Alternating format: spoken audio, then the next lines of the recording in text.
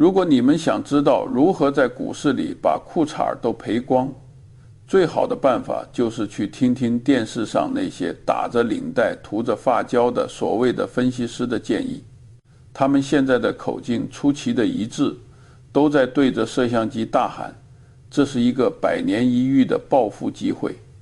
但我这一辈子活了快100岁，只学会了一件事，那就是反过来想，总是反过来想。如果你想知道未来会发生什么灾难，不要去盯着那些花里胡哨的预测模型，先去看看历史上那些聪明人是怎么把自己玩死的。如果你想知道如何获得幸福，先去研究人生是如何变得痛苦和悲惨的。很多人知道，我这辈子最讨厌的资产之一就是黄金。我曾无数次公开说过，黄金是一种极度懒惰的资产，它既不会像一家优秀的公司那样产生源源不断的现金流，也不会像农田那样长出粮食。如果你把全世界的黄金都堆在一起，你哪怕盯着它看上10000年，它还是那一堆金属，它不会生蛋，也不会产奶。除了给那些缺乏安全感的暴发户做成首饰，它几乎没有生产价值。但是，作为一个即便到了晚年依然时刻观察这个疯狂世界的老头子，我必须诚实地承认一点：黄金虽然本身不创造价值，但它是人类恐惧情绪最精确的温度计。它就像是矿井里的那只金丝雀。以前的煤矿工人下井时总会带一只金丝雀，因为这种鸟对有毒气体极其敏感。当金丝雀开始焦躁不安，甚至倒地死亡的时候，工人们就知道，哪怕空气闻起来还没什么两样，死神已经站在身后了。现在看看摆在我们面前的数据，金价在极短的时间内翻了1倍，达到了令人啧舌的$4400。大街上的投机者都在欢呼，他们跑来问我，查理，黄金涨疯了，我现在买还来得及吗？如果你问出这个问题，说明你的脑子已经被贪婪这种多巴胺给烧坏了。这根本不是买不买的问题。这就好比你看到矿井里的金丝雀已经倒在地上口吐白沫，浑身僵硬了，你却还在问，嘿，查理，这只死鸟现在的价格是多少？我是不是该买一只死鸟回家？蠢货，彻底的蠢货。金丝雀死了，不是让你去炒作鸟的尸体，而是告诉你矿井里全是瓦斯，整个矿洞马上就要爆炸了。真正的问题从来不是黄金涨到了多少，而是我们手里的纸币堕落到了什么程度。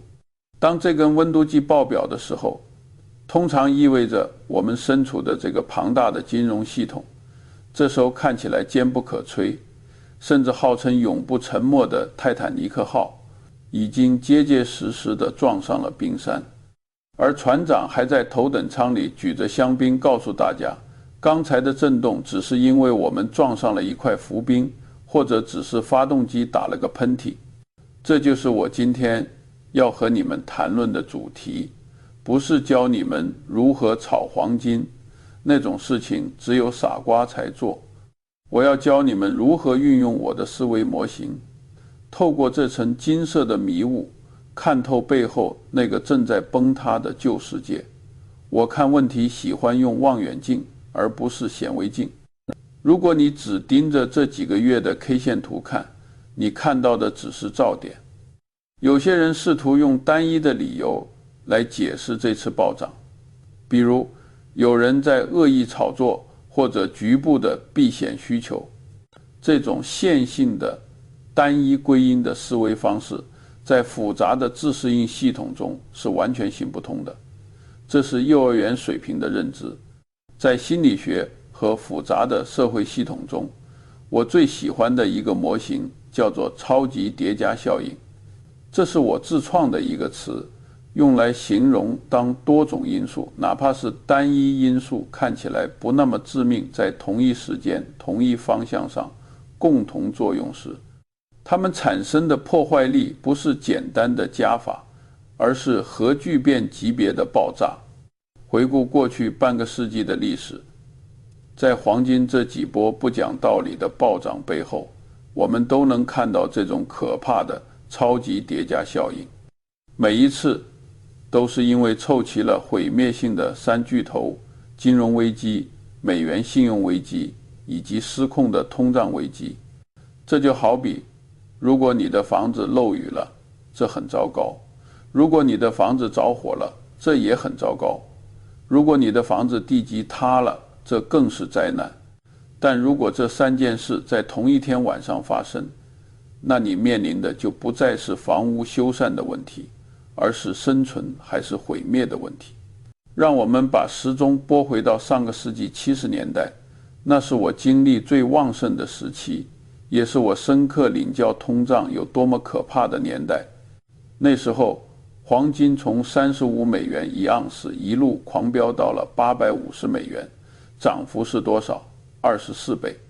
你们现在的年轻人习惯了低通胀的日子，根本无法想象那是什么感觉。你就看着手里的现金像放在夏日阳光下的冰淇淋一样，迅速融化成一滩毫无价值的糖水。你去超市买牛奶，上午是一个价格，下午可能就是另一个价格。当时发生了什么？难道是黄金突然变好了吗？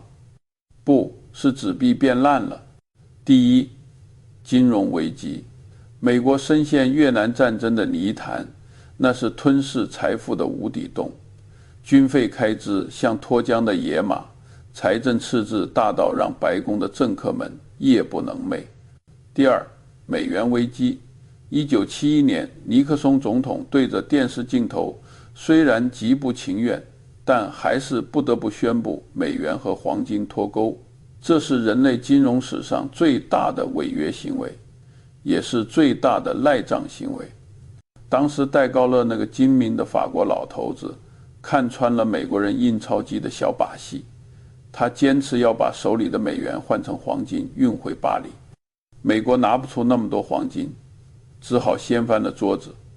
那一刻，潘多拉的魔盒被打开了。第三，通胀危机。1979年，石油危机爆发，油价飞天，加油站排起了长龙，卡车司机在公路上罢工。这三个因素叠加在一起，就像把火药、雷管和一个举着火把的傻瓜放在了同一个屋子里。这就是典型的超级叠加效应。我们那时候甚至觉得西方的资本主义体系可能真的就要完蛋了。那种绝望感是深深地刻在那一代人骨子里的。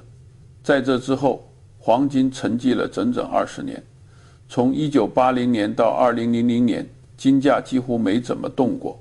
为什么？因为世界格局发生了巨变。里根总统上台，开启了新自由主义，大洋彼岸那个庞大的东方古国实行了改革开放，数以亿计的廉价劳动力进入了全球市场，生产力大爆发，商品变得极其便宜，通胀被死死地按在了地板上。那是一个大缓和的时代。人们以为自己战胜了经济周期，以为自己找到了永动机，多么天真啊！人类总是这样，只要过了几年好日子，就以为这种好日子是理所当然的，会永远持续下去。这种盲目的乐观，通常就是下一场灾难的序曲。时间来到2005年，那只死掉的金丝雀又开始动了，黄金价格开始爬升。那是华尔街最疯狂的年代，银行家们发明了各种复杂的金融衍生品，把垃圾一样的次级贷款包装成最高信用评级的债券，卖给全世界的养老金和散户。我和巴菲特当时就坐在奥马哈的办公室里，看着这些所谓的金融创新，我们称之为大规模杀伤性武器。也有人叫我老古董，说我看不懂新时代的金融。我确实看不懂骗局，因为我从不参与。2008年审判日降临，雷曼兄弟，那家拥有100年历史的投行，在一夜之间倒闭，全球金融海啸席卷而来，数万亿美元的财富瞬间蒸发。接着，美联储为了救市，开启了疯狂的印钞模式，量化宽松，黄金再次发力，一口气在2011年冲到了1920美元。看清楚了吗？又是一次完美的复刻。金融崩盘引发信贷危机，央行疯狂印钞导致美元贬值，资产价格通胀抬头。如果你把葡萄干和大便混在一起，你得到的仍然是一坨大便。华尔街的创新就是这样，他们试图把坏账通过打包变成黄金，最后炸毁了所有人。而黄金的每一次暴涨，都是在给这堆大便原本的陈设做一次最真实的报价。现在，让我们回到2024年，请大家深吸一口气，看看我们现在的处境。黄金价格从2000美元直接干到了4400美元，翻了一番。很多人以为这只是历史的简单重演，是一次循环。不，你们错了，这次不仅仅是重演，更是恶化。用物理学的概念来说，这是系统内部熵的极度增加，是混乱度的不可逆爆发。如果你把1970年代的美国和2020年代的美国做个对比，你会发现一个让人毛骨悚然的事实：当年的美国是个得了重感冒的壮汉，而现在的美国是一个得了并发症的垂暮老人。首先是前所未有的金融危机隐患。你们知道现在的美国国债总额是多少吗？超过38万亿美元。哪怕是我看到这个数字，也要倒吸一口凉气。更可怕的是，这个数字在1年内就增加了4万亿美元。这是什么概念？这意味着美国政府现在的借钱速度比印钞机的转速还要快。关键是现在的基准利率还保持在相对的高位。光是每年的利息支出，请注意，仅仅是利息不还本金，就超过了1万亿美元。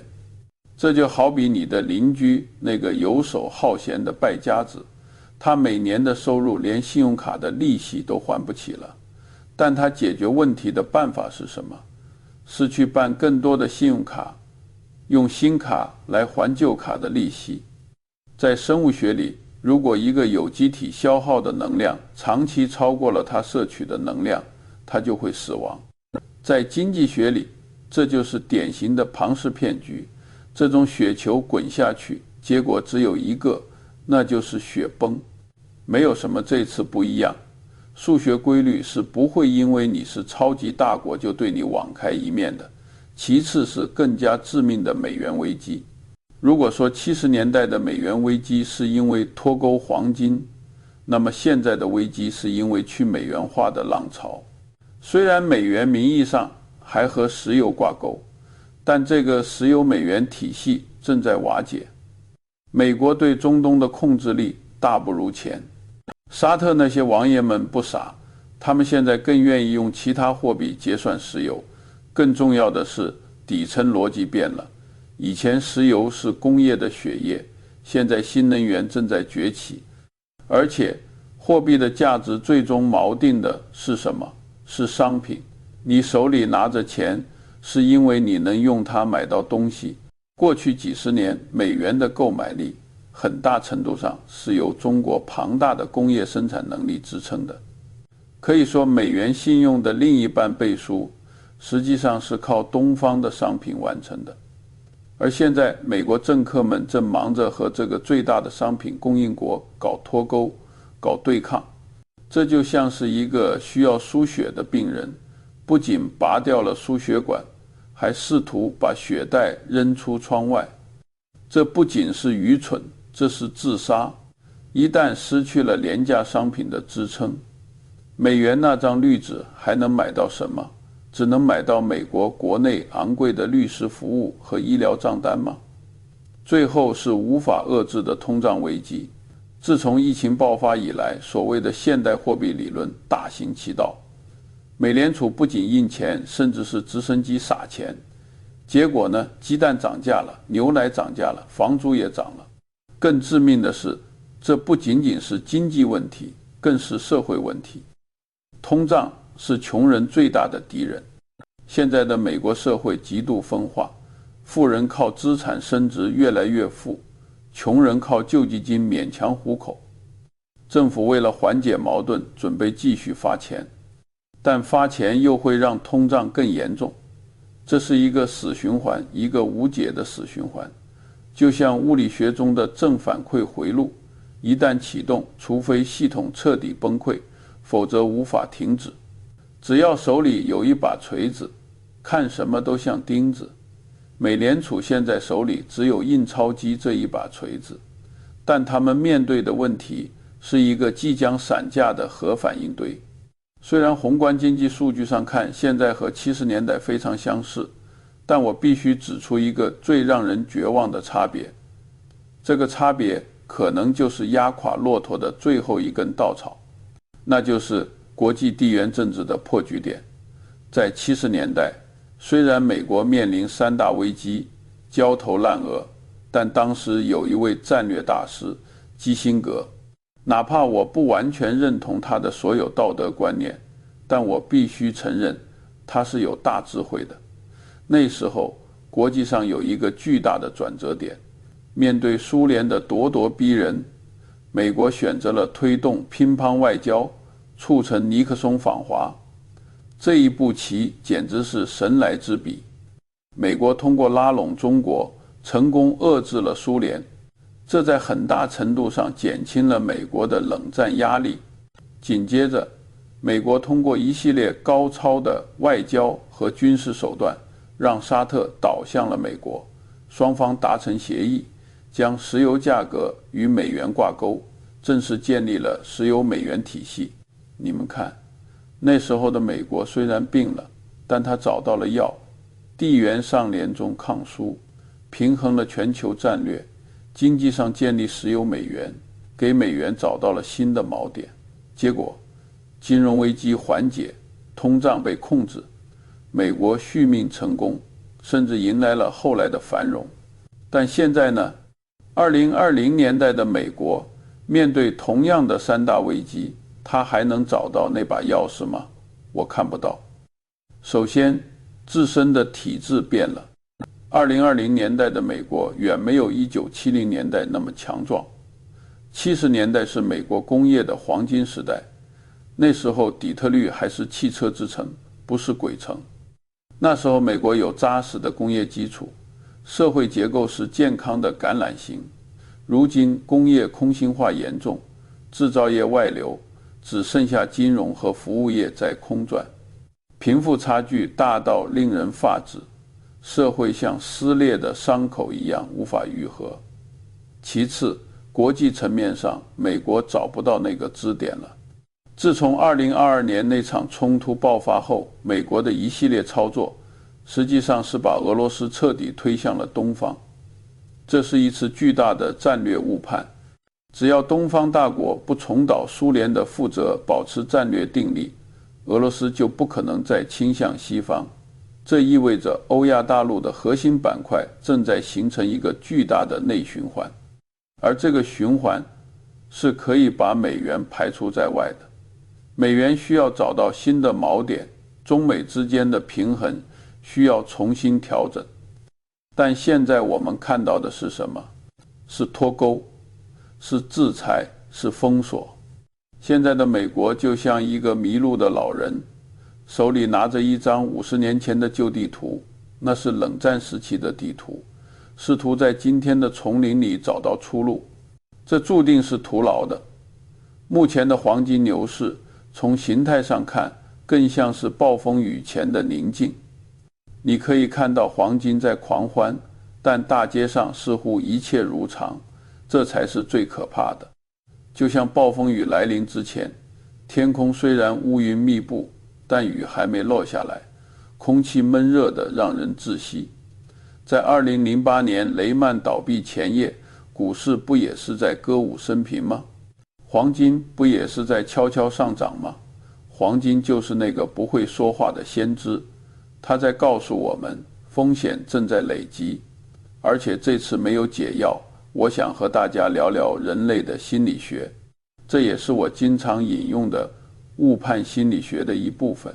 为什么在这个时候，大多数人还在股市里狂欢，还在相信软着陆的鬼话？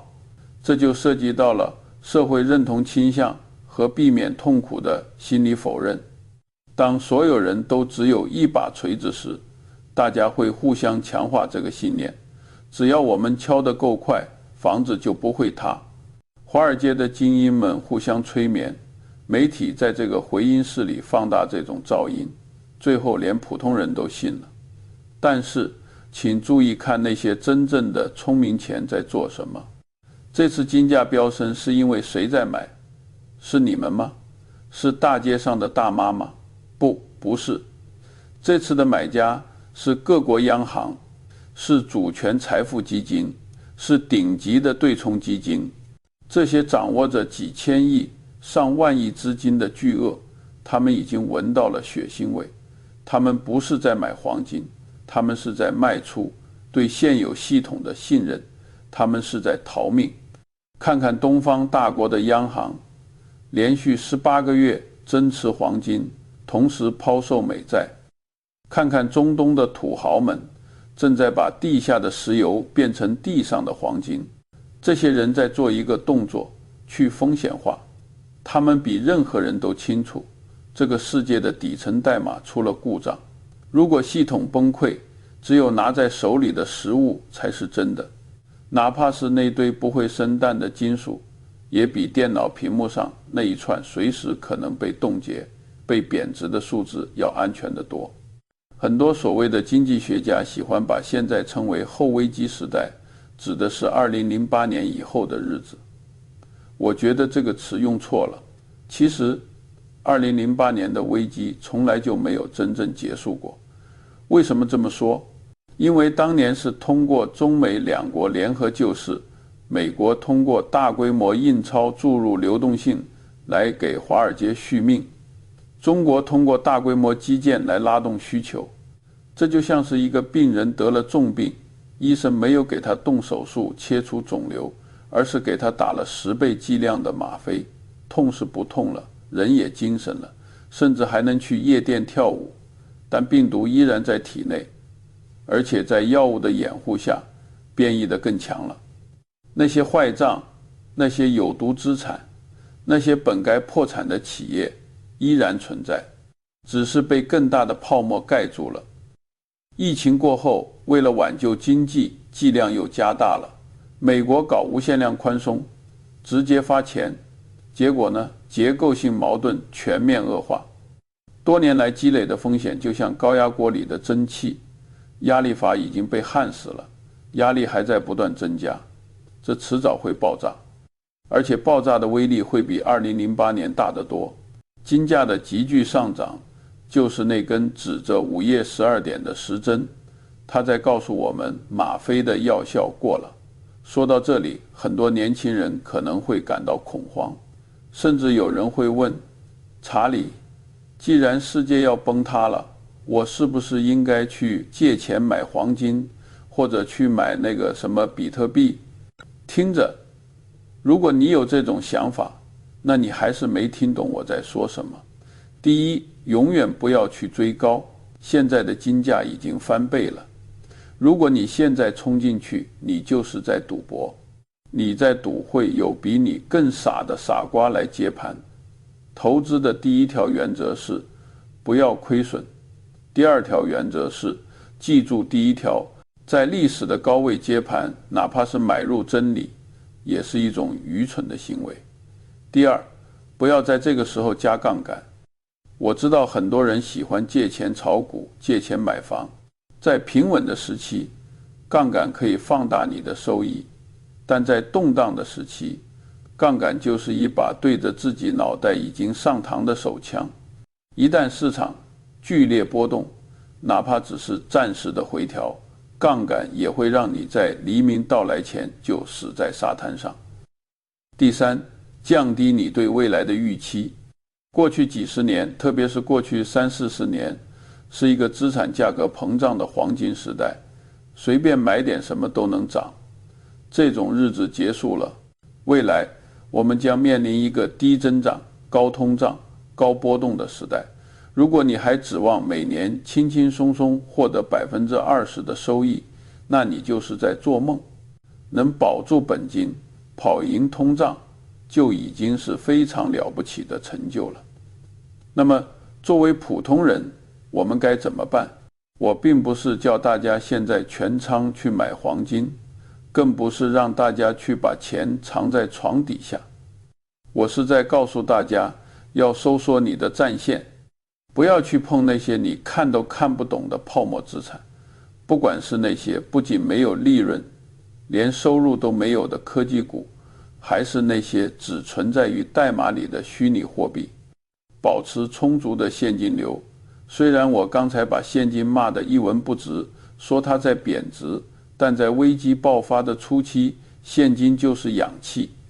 当市场崩盘，所有资产都在打折甩卖的时候，只有手里有现金的人才有资格去捡那些带血的筹码。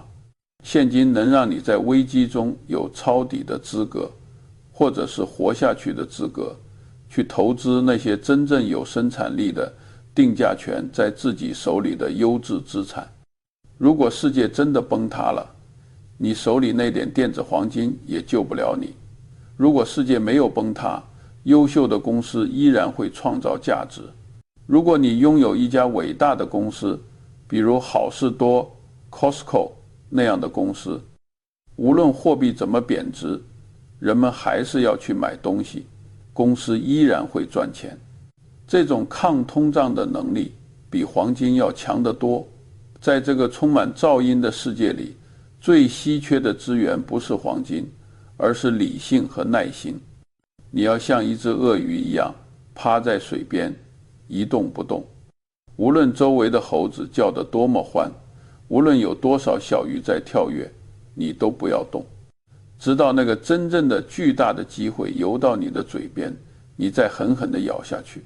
除此之外的时间，去做点有意义的事，去读书，去思考，去陪伴你的家人。不要整天盯着 K 线图，那会让你变傻。今天就和大家聊这么多。回顾过去50年，黄金经历的3次牛市，我们发现了一个残酷的规律：金价的每一次暴涨，都是用人类的痛苦作为燃料的。而现在燃料已经加满了，火也已经点着了。下一轮危机会来吗？不要问会吗，要问何时。我是查理，一个喜欢说真话，也不在乎哪怕得罪全世界的老头子。我希望我是错的，真心希望，如果世界能和平繁荣，我哪怕把所有的预测都吞回去，也心甘情愿。但我的经验以及写在历史书上的那些血淋淋的教训都在告诉我，如果不反过来想，你们很快就会痛得长记性。希望我的这些逆耳忠言能让你在即将到来的风暴中，哪怕多留住一块铜板，哪怕多保持一份清醒，是继续在泡沫中裸泳，还是上岸穿好你的衣服，选择权在你们自己手里。再见。